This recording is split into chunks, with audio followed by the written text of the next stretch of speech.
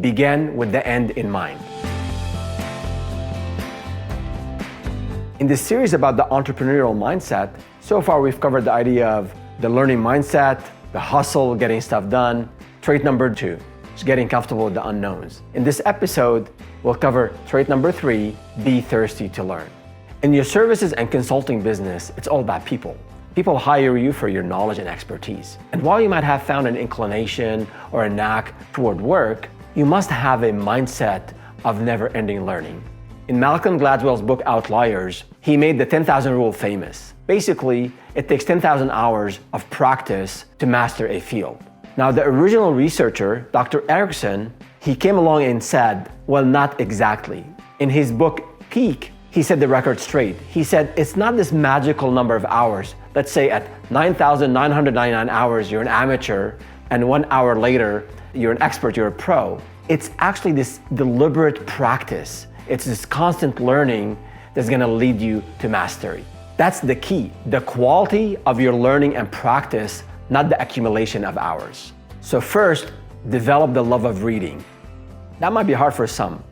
Audiobooks are just fine.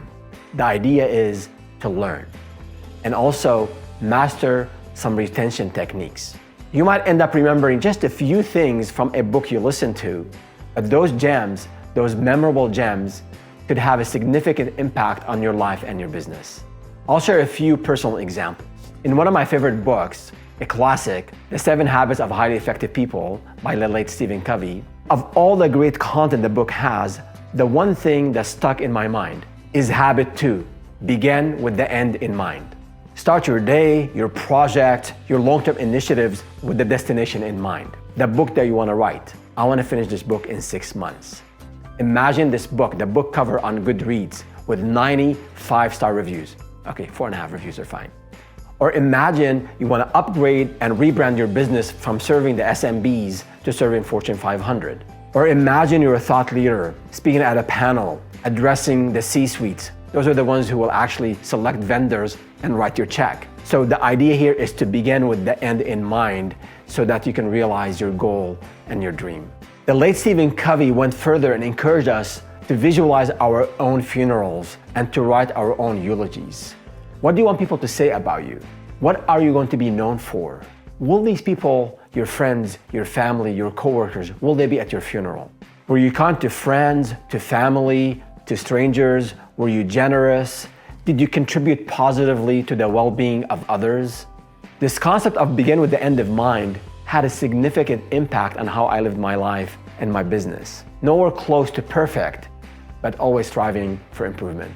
The learnings don't have to be deep or philosophical.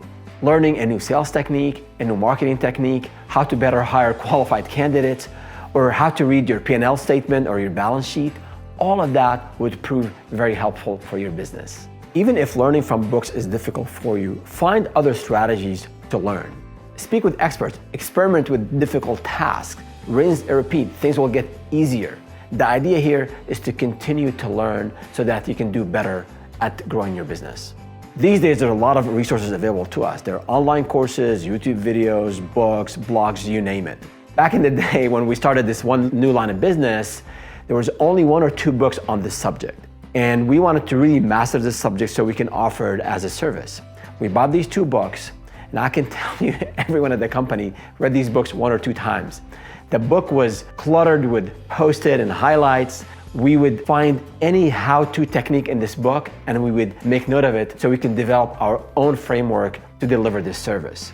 So all of the above, reading these books multiple times, taking notes, building our playbook, led to the growth and a very successful line of business that we had. I would go further and say, had we not invested the time to learn, it probably would have taken us 2 or 3 times the time to build and grow this business. So my advice to you, the startup entrepreneur, is to invest in learning. Always be learning. But I know what you're thinking. Who has time for all this learning? I'd rather be earning. Yes, we want to focus on earning, but without learning, it's going to be very hard for you to grow the business, especially in the services and consulting space you're in. Okay, here you have it. We finished trait number 3, be thirsty to learn. If you enjoyed these tips about learning, please hit the like button and subscribe to this channel. I'd love to hear from you how else you learn and you grow your business. Leave us a comment in the comments section. And don't forget to give back. Today's thought is set up a donation matching program in your company. If you can't afford to do that today, at least plan on when you can do it.